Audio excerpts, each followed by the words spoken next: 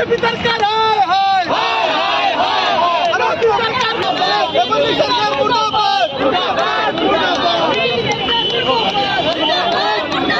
BJP सरकार मुर्दाबाद मुर्दाबाद बीजेपी सरकार हाय हाय हाय ये मुर्दाबाद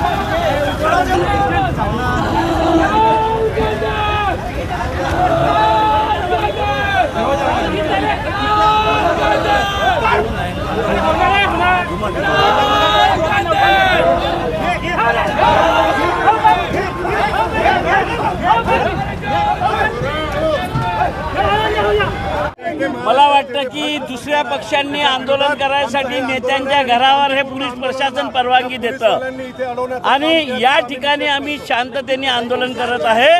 आमच्यासाठी बॅरिकेड लावून अडवण्याचा प्रयत्न करत आहे. हा पक्षपाती धोरण या राज्य शासनाचं या शहरामध्ये चालू आहे आणि याचा आम्ही निषेध करतो. किचड फेक आंदोलन नाव का दिलं? मला वाटतं की किचड फेकण्यालायकच या राज्याचे मुख्यमंत्री आहे म्हणून त्यांच्यावर किचड फेकावा, कारण की त्यांची घेतलेल्या निर्णयामुळे राज्यातली जनता त्रस्त आहे म्हणून त्यांना किचड फेकायचं आंदोलन आम्ही केलं. भाजपनं परवा किचड फेक आंदोलन केलं, त्याचं उत्तर तर नाही ना हे. त्यांनी काय केलं हे माहीत नाही. आम्ही सामान्य जनतेसाठी लढत आहोत. सामान्य जनतेच्या हिताचे निर्णय हे राज्य शासन घेत नाही आहे आणि त्याचा विरोध म्हणून आमचं आंदोलन. त्यांचं आंदोलन कशाला होतं हे आम्हाला माहिती नाही आहे. तुमच्या कार्यकर्त्यांचे कपडे फाटले बघा या ठिकाणी, कपडे फाटले. मला तेच म्हणायचं आहे की नागपूर शहरामध्ये काँग्रेसच्या नेत्यांच्या घरावर आंदोलन करायला पोलीस दुसऱ्या पक्षाच्या लोकांना परवानगी देते आणि आम्ही एखाद्या चौकात आंदोलन करत असलं तर आपलं पोलीस बळ वापरून आमच्या लोकांचे कपडे फाडतात. तर हा किती भेदभाव, हा किती पक्षपात आहे हा सामान्य जनतेने पाहावा. आम्ही सामान्य जनतेचे प्रश्न घेऊन रस्त्यावर उतरलो आहोत.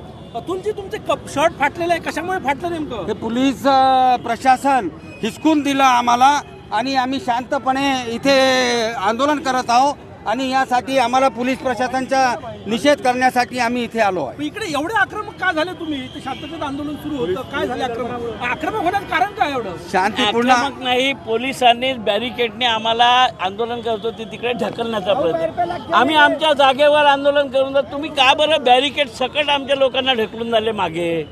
कोणाचे निर्देश आहे हे? आम्हाला आंदोलन करायचा अधिकार नाही का?